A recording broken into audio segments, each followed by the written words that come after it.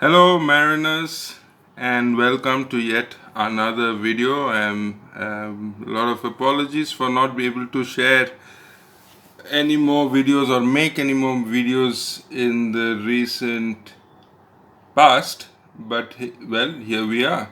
So, if you love horror movies, and you're going to love this. So this, as the topic you've already seen, is post-state control. And without talking much further about portrait control, because you know what that horror movie is about, we just want to show you, this is old figures, 2018 to 2020, but I don't think things have changed much in the past 3 years. So, in number of detentions per ship type, if you see, I want to give you the macro picture. There are a lot of YouTube videos on port state control, and most of them are very similar in content. So what I want to do is give you a bigger picture, Like we're starting from the whole range of ships which have been seen, surveyed, and you get the most number of detentions on bulk carriers. Where are bulk carriers? There you go. Bulk carriers 2018, 19, and 20, right? And general cargo ships, now they're called multi-purpose vessels as well. And yeah, so well, if you're earning a lot of money on oil and chemical tankers and gas carriers, you have another thing to rejoice. If you're not into horror films, less detentions, right? So that's how things are, and I know this for sure because I have seen how people on bulk carrier ships are always told by company that no matter which port they're going to, they will they should expect post-trade control. And having said that, we'll go through a few more statistics and pictures, right? This is as per age of the vessel, so you can see that oh, up no, like it. It's obvious that the older ships, they tend to get detained more. Now, definitely, it should be between 15 and 25. Out here, these are old statistics. Let me reiterate that as well.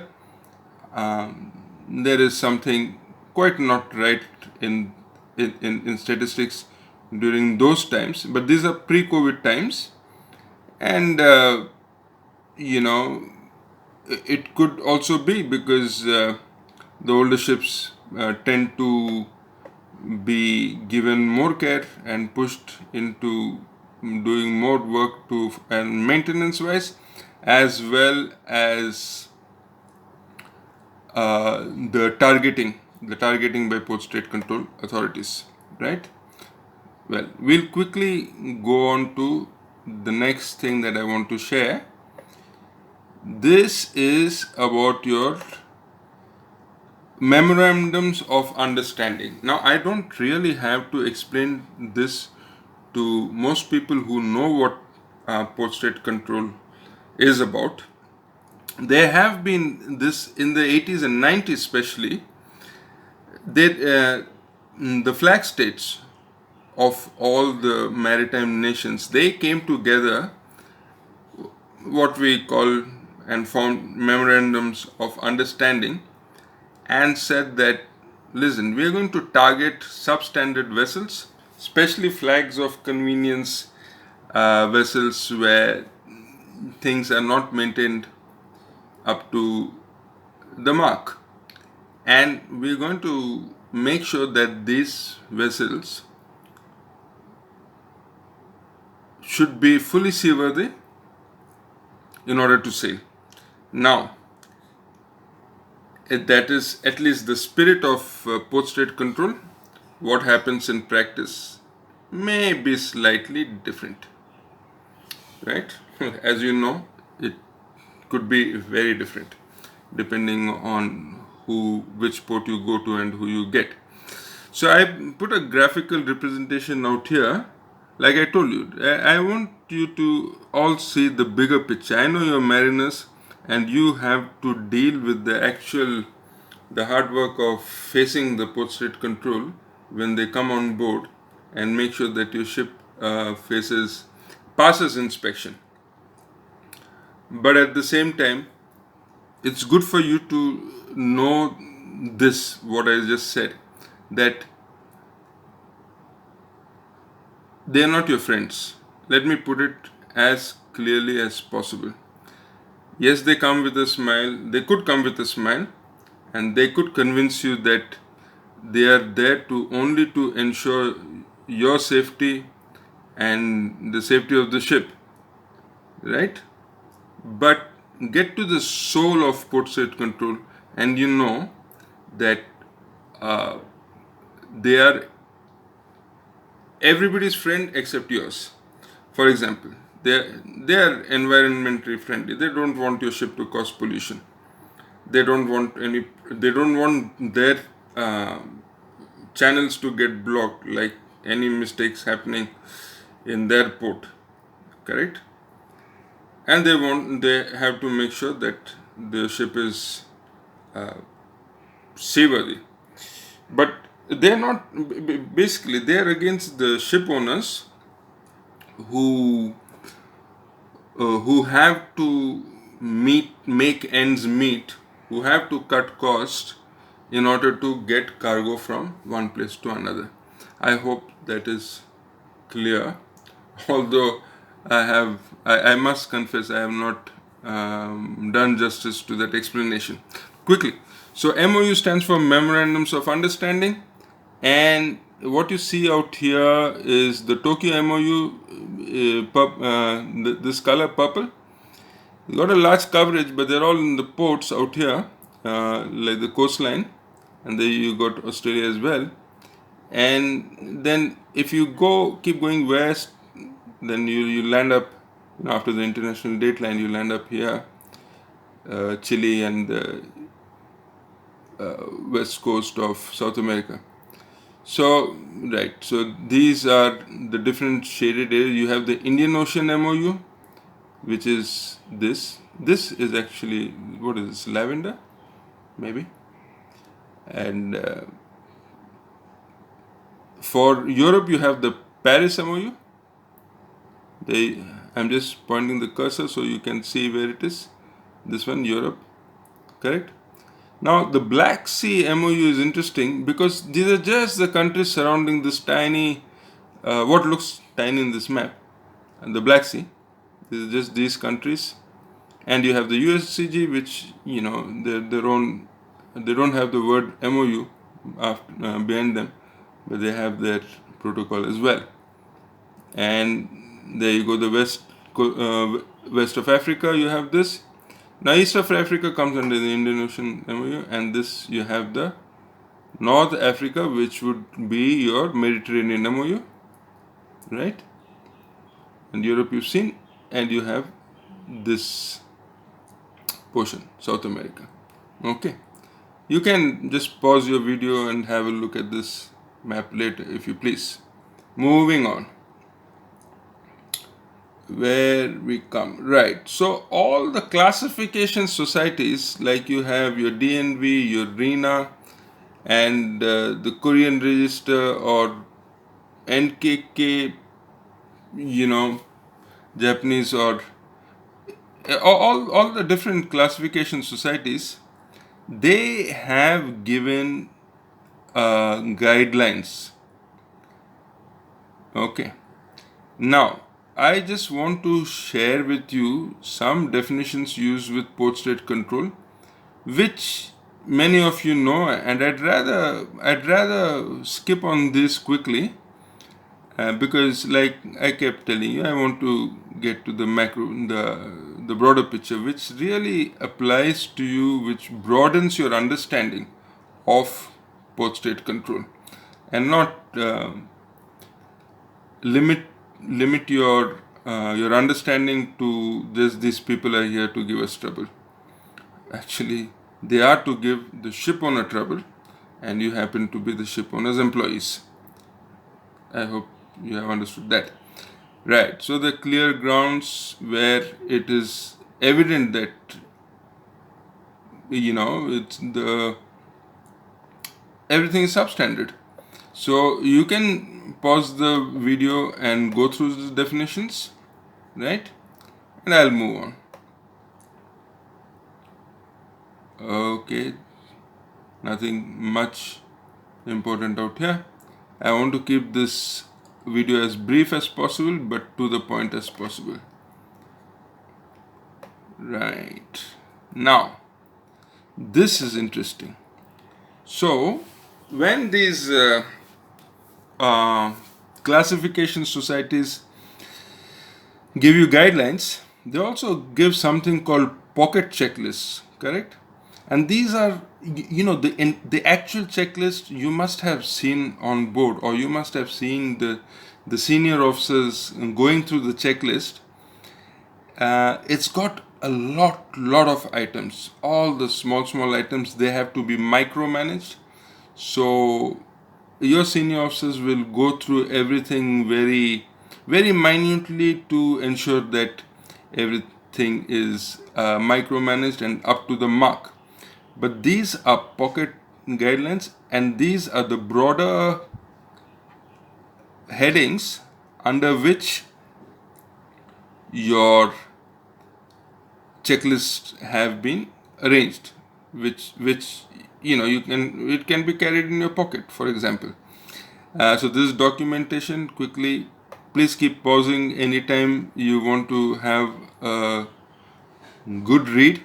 This is your bridge. The post rate control officer goes to the captain first, checks the documents, then he goes to the bridge immediately after that.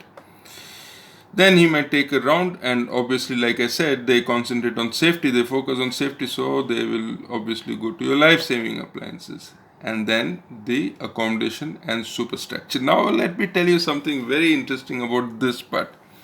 You see, before the post-rate control reaches the captain's cabin, that even when he is in the gangway, or if coming by boat, if he is in the vessel from which he is going to embark onto the vessel, he is already, his eyes cannot miss the superstructure, even the accommodation bits. And I know of post rate control inspectors who have looked at the plimsoll mark, and then the thankfully the superintendent was on board, and he was watching the post rate control officer's movement so quickly that as soon as he came on board, he put on the bosun, and actually the chief officer went, and they could reach the plimsoll marks.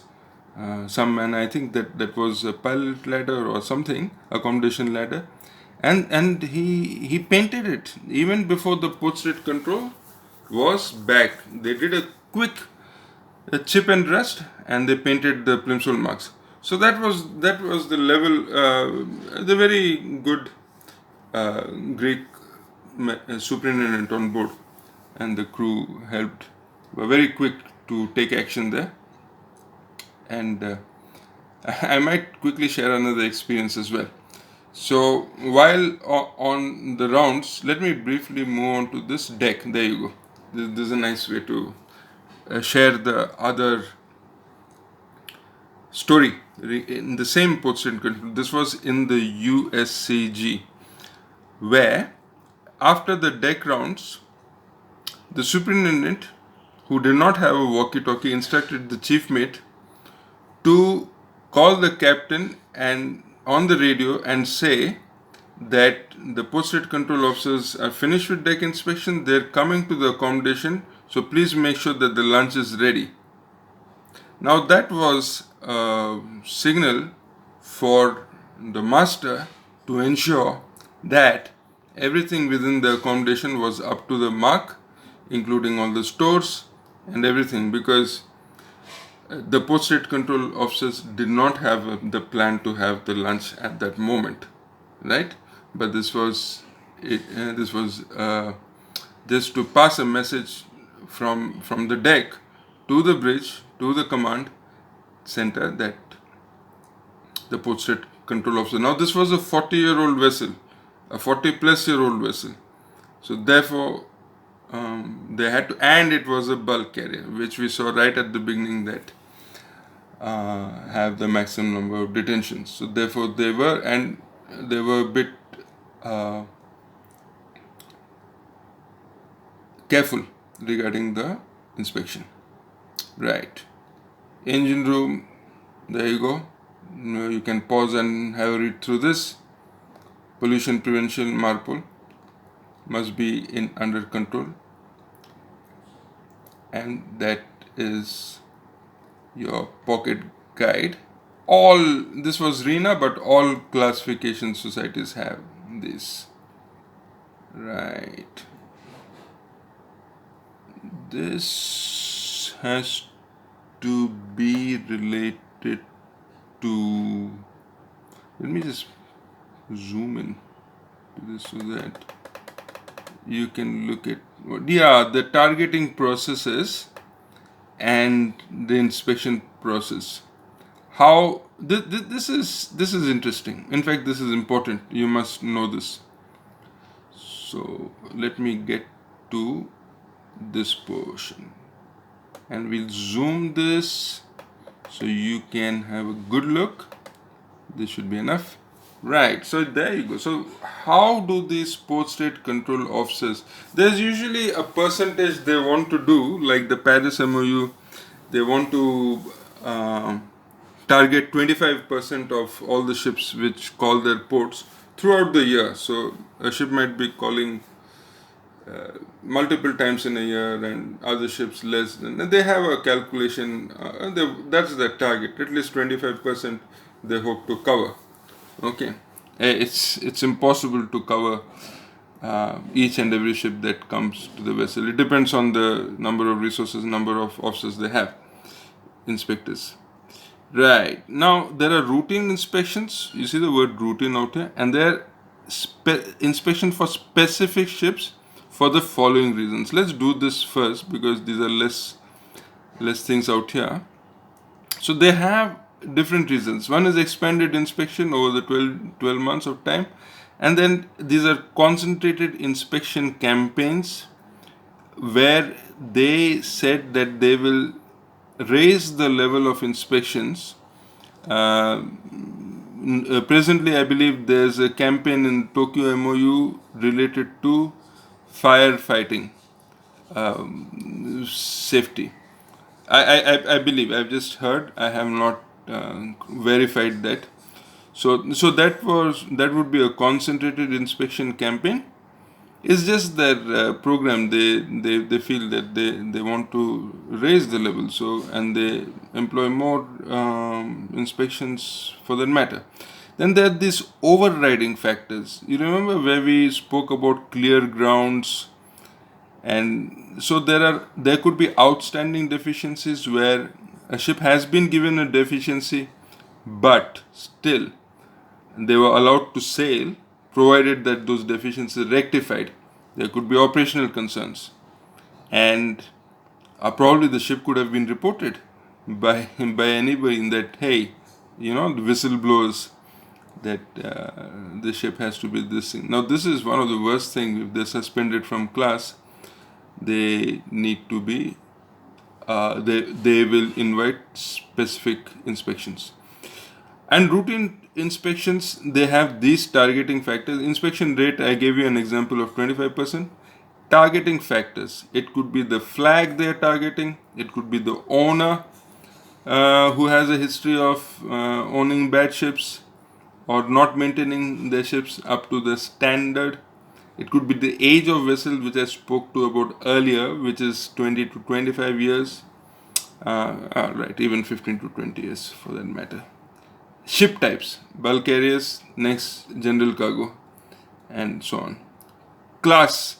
Now this is very interesting. I have very less idea about which class are targeted more than which class. We can assume that any developing countries, if they have classification societies, so those may be targeted more. Yeah, but I'm not sure. So please do your own research on that. And then the history of the vessel. Okay, history of the vessel when it comes to detentions, previous detentions, etc. Right. So that's mostly what I think we want to share from here. Right. You have some countries inspection effort. These are really old statistics, so we can, you can pause and have a look, or just get the latest. There you go. The same thing in explained in a pie chart. So apart from bulk carrier and general dry cargo ships, you also have these ones out here: ro-ro container and vehicles, car carriers, for example, pure car carriers or PCTCs. These are less. So definitely, like as the saying goes, go for where the money is. You'll have less troubles as well. Ha. Okay. So we'll skip over this as well. Right. I hope you're still awake for this.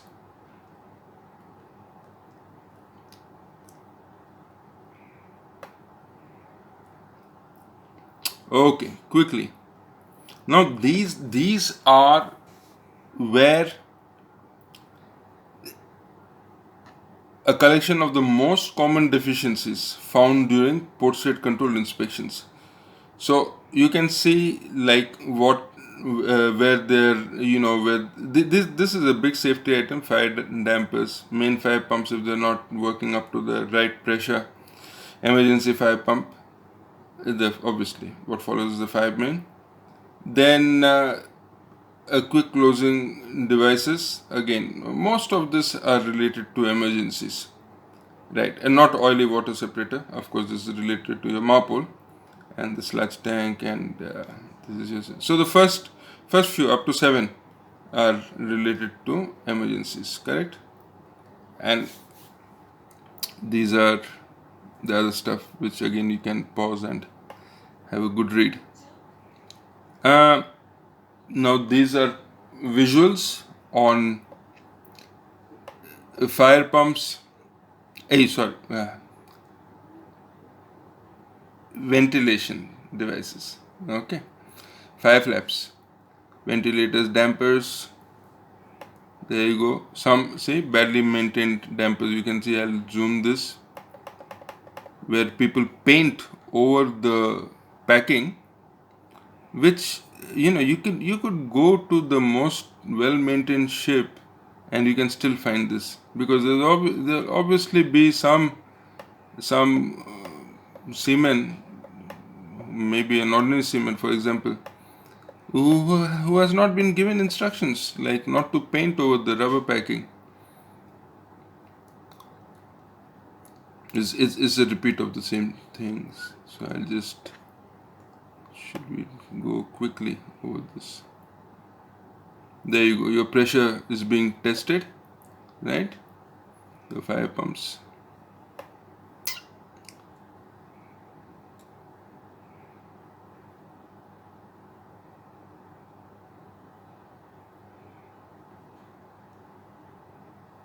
Look at this. Look at the condition of this vessel. This is your cement box.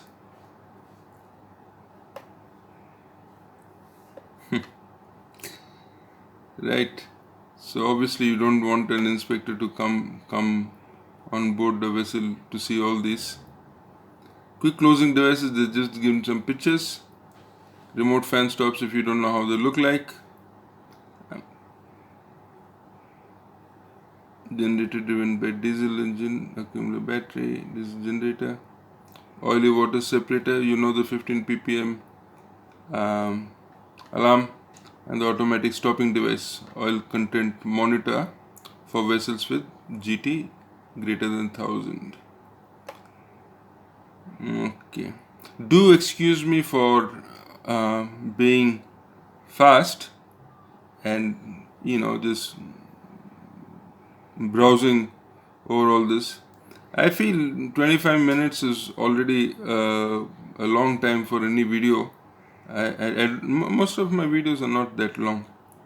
Okay, but I try to keep them as short and sweet as possible. This is your HRU, very important bit, which almost every post-trade inspector checks. I mean, they can't check its. They check the weak link mostly. Right.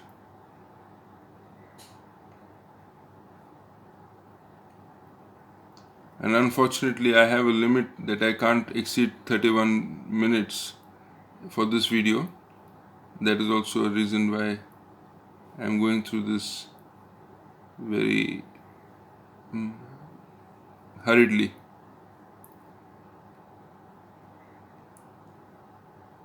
So once again, I keep repeating this, keep pausing your video and have a good look wherever you feel you want to read or look at the pictures.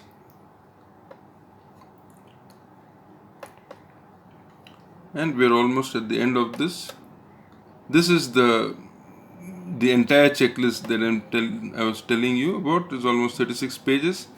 So every classification society, this is American Bureau of Shipping, and they would, so your office staff, people from your office, they send this checklist to the captain, and then he passes on to the chief engineer and the chief officer to make sure. This is of course certificates and documentation your captain will check mostly with the third or second officer himself. And all this was in that pocket checklist which I had showed you before, right? And like I told you, these might have 1,000 or more items to look at briefly, acutely, and it can be so frustrating when every port your office sends a message that you can expect PSC this time. You can expect PSC this time. I know of a vessel which was cleared by post-trade control 10 days later the office told them that post-trade control is coming again. Although it's not quite sure whether post-trade control did really come, but obviously it is frustrating to get such a message that 10 days after one post-trade inspection, and it could have been mostly a different port in a different country, different continent, probably different MOU could be. So yeah, it's sad how things happen times, but I tell everybody, mostly students, that if you're doing your job well and if you're going about things well, just leave it up to the captain's public relations skills. And we are aware that in port state controls sometimes it could be about the money as well. So we leave it between the senior officers and the office to deal with how things go. And what can be said? Stress occurs, but do whatever can be done to get out of the stress. That's all we can be said. And so we will see you in the next video. Like, share, and definitely subscribe. All right. So have a good life. Bye.